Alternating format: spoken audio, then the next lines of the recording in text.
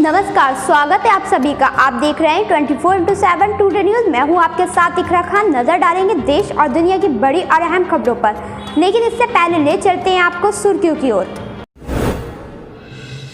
बुराड़ी का निरंकारी ग्राउंड बनेगा, किसानों का जंतर मंतर, मिली एंट्री की इजाजत। किसानों के लिए जेल नहीं बनेंगे स्टेडियम, दिल्ली पुलिस की मांग केजरीवाल सरकार ने ठुकराई। मुस्लिम वोटों पर ही टिकी है ओवैसी की सियासत, 51 में से सिर्फ 5 उम्मीदवार हिंदू।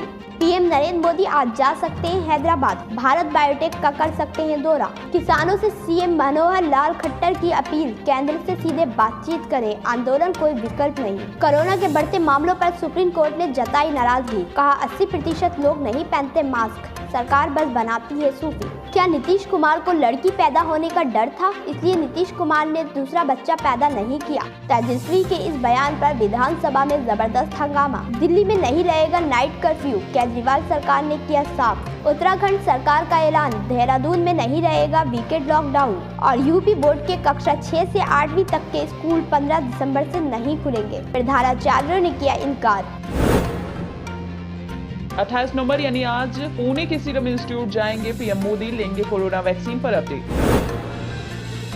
कृषि कानूनों के खिलाफ पंजाब से मार्च निकाल रहे किसानों को दिल्ली में प्रवेश की इजाजत आखिरकार मिल गई। आपको बता दें, शुक्रवार को बवाल के बाद पुलिस ने किसानों को दिल्ली के बुराड़ी में मौजूद निरंकारी ग्राउंड में प्रदर्शन करने की इजाजत दी।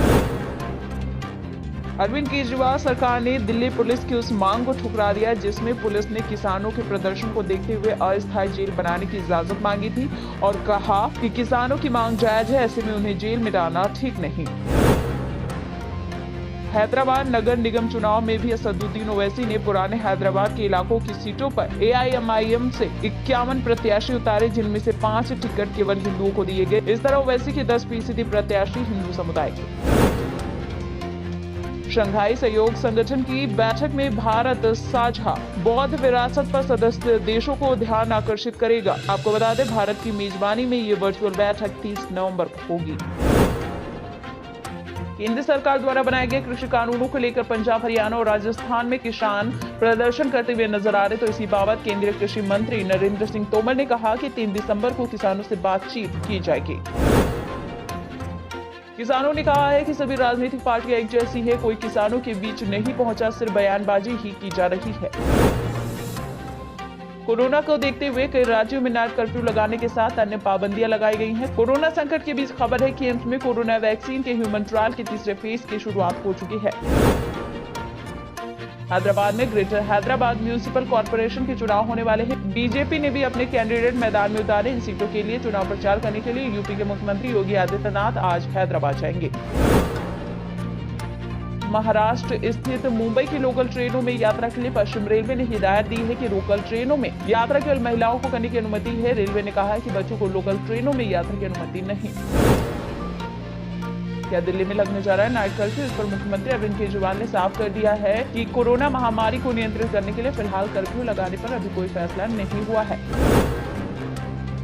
लव जिहाद पर सपा सांसद की मुस्लिम युवकों को सलाह, समाजवादी पार्टी नेता ST हसन ने दिया है और कहा कि लव जिहाद पॉलिटिकल स्टैंड है। मैं मुस्लिम युवाओं से अपील करूंगा कि वो हिंदू लड़कियों को बहन समझे।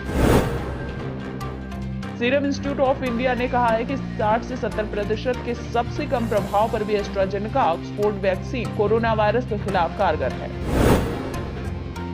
कोरोना वैक्सीन को लेकर एक्सपर्ट्स का कहना है कि कोविड-19 के खिलाफ टीका लगाना इतना आसान नहीं होगा। कई लोगों में अजीब पेट दर्द से लेकर बुखार तक साइड इफेक्ट सामने आएंगे। साथ में ये भी कहा गया है कि ये साइड इफेक्ट जानलेवा भी हो सकते हैं। भारत में रहने की आस में पाकिस्तान से आए हिंदू और सिख परिवार अब वापस अपने देश लौटेंगे। ये सभी शरणार्थी भारतीय नागरिकता को हासिल करने के लिए एक लंबे समय से कोशिश और इंतजार कर रहे थे। सुप्रीम कोर्ट ने साफ कर दिया है कि रिपब्लिक टीवी के मालिक अर्णव गोस्वामी को मिली अंतरिम जमानत तब तक बरकरार रहेगी जब तक बॉम्बे हाईकोर्ट FIR रद्द करने की उनकी मांग पर फैसला नहीं ले लेता। उत्तर प्रदेश में बरसों पुराने लगभग 50 ऐसे नियम कानून लागू हैं जिनके राज में आज कोई भी उपयोगिता नहीं है, मगर अब उत्तर प्रदेश की योगी सरकार ऐसे पुराने और अनुपयोगी कानूनों को खत्म करने की तैयारी है। इनमें UP rules regulating the transport timber in Kumaon civil division नियम भी शामिल है। आज बीजेपी के राष्ट्रीय अध्यक्ष जेपी नड्डा हैदराबाद पहुंचेंगे। नड्डा मलकजगिरी क्षेत्र में प्रचार करेंगे। चुनाव प्रचार के आखिरी दिन यानी 29 नवंबर को अमित शाह हैदराबाद आ सकते हैं। महाराष्ट्र सीएम उद्धव ठाकरे ने बीजेपी पर निशाना साधा और कहा कि कुछ लोगों के दिमाग में विकार आ गया है, इसका उपचार करना होगा। फिलहाल सिर्फ हाथ धो रहा हूँ, हावी होंगे तो हाथ धोकर पीछे पड़ जाऊंगा। ममता बनर्जी की असंतुष्ट नेता पर सर्जिकल स्ट्राइक शुरू हो गई है। जी हां, दल बदल की संभावनाओं के बीच पश्चिम बंगाल के सिंचाई और परिवहन मंत्री शुवेंदु अधिकारी को हुगली रिवर ब्रिज कमिश्नर्स के अध्यक्ष पद से हटा दिया गया है। हरियाणा में किसानों को रोके जाने की कार्रवाई से सीएम अमरिंदर सिंह काफी नाराज हो गए। उन्होंने ट्वीट कर हरियाणा पुलिस पर कड़ी आपत्ति जताई। इसके बाद तो सीएम मनोहर लाल खट्टर की ट्वीट्स की बौछार हो गई और कहा कि अगर एमएसपी कोई परेशानी होगी तो मैं राजनीति छोड़ दूंगा, इसलिए कृपया निर्दोष किसानों को उकसाना बंद करें।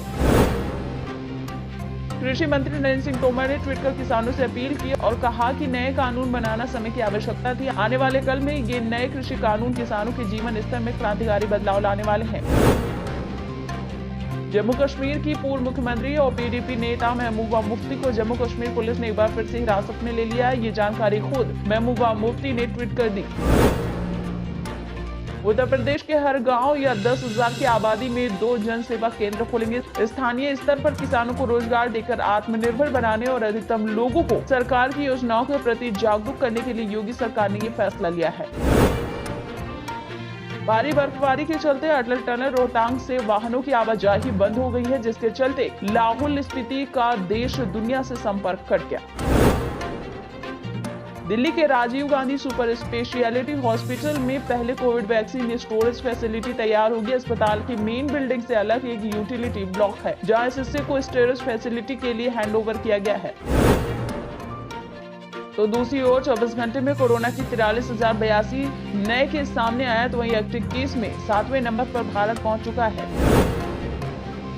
देश में कोरोना के मामलों के बीच चिंता की बात यह है कि नए मामलों की तुलना में स्वस्थ लोगों की संख्या में कमी आने से रिकवरी दर में आंशिक गिरावट दर्ज की गई है और ये 93.61% रह गए।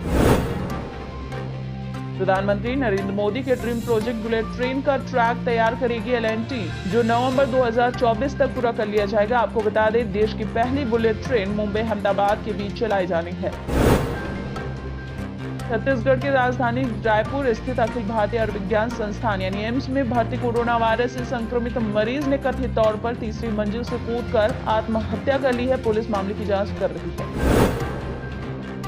माउंट एवरेस्ट की ऊंचाई को लेकर विवाद नेपाल में 2015 के भूकंप के बाद और तेज हो गया, क्योंकि वैज्ञानिकों को संदेह है कि माउंट एवरेस्ट की ऊंचाई कम हो गई है। वहीं नेपाल और चीन जल्द ही दुनिया की सबसे ऊंची पर्वत चोटी माउंट एवरेस्ट की संशोधित ऊंचाई की संयुक्त रूप से घोषणा करेंगे। भारत और चीन के बीच इस साल मई से जारी गतिरोध अब शायद इस ठंड में खत्म न हो। माना जा रहा है कि अब ठंड में दोनों देशों की सेनाएं भी आमने सामने डटी रहेंगी। इंडियन मेडिकल रिसर्च काउंसिल यानी आईसीएमआर के दूसरे राष्ट्रीय सीरो सर्वे में मिले आंकड़े चौंकाने वाले हैं। आईसीएमआर के सर्वे में कहा गया है कि भारत में अगस्त तक 10 साल या उससे अधिक आयु के लगभग 7.43 करोड़ लोग कोरोना वायरस संक्रमण की चपेट में आ चुके थे। झांसी में मॉर्निंग वॉक पर निकली महिला की एक बाइक सवार बदमाशों ने गोली मारकर हत्या कर दी। संभल के अस्पताल में रखे गए एक लड़की के शव को कुत्ते नोचते नजर आए और अस्पताल स्टाफ इससे बेखबर रहा। वहीं अस्पताल परिसर में शव को स्ट्रेचर पर ही छोड़ दिया गया था। बंबई उच्च न्यायालय ने लक्ष्मी विलास बैंक के डीबीएस बैंक इंडिया में विलय पर रोक लगाने से इनकार कर दिया है। बॉलीवुड अभिनेता और निर्देशक पुनीत इस्सर ने अब ये कहा है कि भारत पाक बंटवारे में सबसे ज्यादा जख्म हिंदुओं को मिले, क्योंकि जो भी हिंदू अपना घर जमीन पाकिस्तान से छोड़कर भारत आए उस पर तो वहाँ के मुस्लिमों का कब्जा हो गया, लेकिन जो मुसलमान भारत से जमीन छोड़कर गए उसे वक्फ बोर्ड के माध्यम से वहाँ के मुस्लिम को दे दिया गया। इसलिए वो नेहरू गांधी परिवार से भी खफा है। रेल मंत्रालय ने अपने लाखों कर्मचारियों व पेंशन धारकों के लिए एचआर मैनेजमेंट सिस्टम लॉन्च किया। इसके तहत कर्मचारियों को पीएफ बैलेंस, पीएफ एडवांस समेत कई जरूरी जानकारियां ऑनलाइन ही मिल सकेंगी। उत्तर प्रदेश में पिछले 24 घंटे में कोरोना से संक्रमित 2237 नए मामले सामने आए। भारत के संयुक्त राष्ट्र मिशन ने पाकिस्तान के संयुक्त राष्ट्र महासचिव एंटोनियो गुटेरेस को सौंपे गए डोजियर को बिना किसी आधार का झूठों का पुलिंदा कहकर खारिज कर दिया। कोरोना वायरस के कहर के बीच जर्मनी की चांसलर एंजेला मर्केल ने कहा है कि कोरोना वायरस की वैक्सीन क्रिसमस से पहले आ सकती है। उन्होंने कहा कि कोरोना वैक्सीन अप्रूवल के करीब है, लोगों को आशावादी बने रहना चाहिए। यूपी बोर्ड की हाई स्कूल और इंटरमीडिएट परीक्षा 2021 के लिए केंद्र निर्धारण की नीति जारी हो गई है। बोर्ड परीक्षा में पहले बालिका विद्यालयों को सेंटर बनाया जाएगा। बालिका विद्यालयों को राजकीय और सहायता प्राप्त माध्यमिक विद्यालयों पर वरीयता दी गई है। उत्तर प्रदेश माध्यमिक शिक्षा परिषद के कक्षा 6 से 8वीं तक के स्कूल 15 दिसंबर से नहीं खुलेंगे। सरकारी विद्यालयों के प्रधानाचार्यों ने स्कूल खोलने से फिलहाल इनकार कर दिया है। CSBC यानी बिहार कांस्टेबल भर्ती के लिए ऑनलाइन आवेदन की प्रक्रिया 14 दिसंबर को खत्म हो जाएगी। जो उम्मीदवार इन पदों पर भर्ती के लिए आवेदन करना चाहते हैं वो आधिकारिक वेबसाइट पर जाकर अप्लाई भी कर सकते हैं। कंगना का ऑफिस गिराने पर BMC का हाई कोर्ट को फटकार, नुकसान का होगा मूल्यांकन। बॉम्बे हाई कोर्ट ने सुशांत सिंह राजपूत की पूर्व मैनेजर दिशा सालियान की मौत के मामले की कोर्ट की निगरानी में CBI जांच की मांग वाली याचिका को खारिज कर दिया है। लाहौर का एक पाकिस्तानी नागरिक साजिद मीर 26/11 हमलों के प्रमुख आयोजकारों में से एक था, जिसमें 6 अमेरिकी मारे गए थे। अमेरिकी विदेश विभाग ने साजिद मीर की गिरफ्तारी और दोषी ठहराए जाने की सूचना के लिए $50 लाख तक का इनाम रखा है।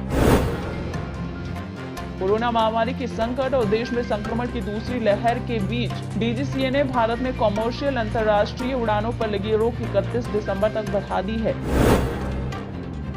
3 से 5 दिसंबर तक रूस में आयोजित होने वाली आर्टिफिशियल इंटेलिजेंस जर्नी 2020 कॉन्फ्रेंस में पूरी दुनिया के 10,000 से ज्यादा लोग भाग ले रहे हैं, लेकिन इसमें भारत से शामिल होने वाले विशेषज्ञों की संख्या सबसे ज्यादा है। तो ये तो थी देश और दुनिया भर की बड़ी खबरें। ऐसे ही ताज़ा और अहम खबरों के लिए तुरंत सब्सक्राइब करें हमारा चैनल 24x7 टुडे न्यूज़। अगर आपको ये खबर पसंद आए तो हमें कमेंट बॉक्स में अपना कमेंट जरूर करें। लाइक और शेयर करना ना भूलें। इसी के साथ दीजिए इजाजत। नमस्कार।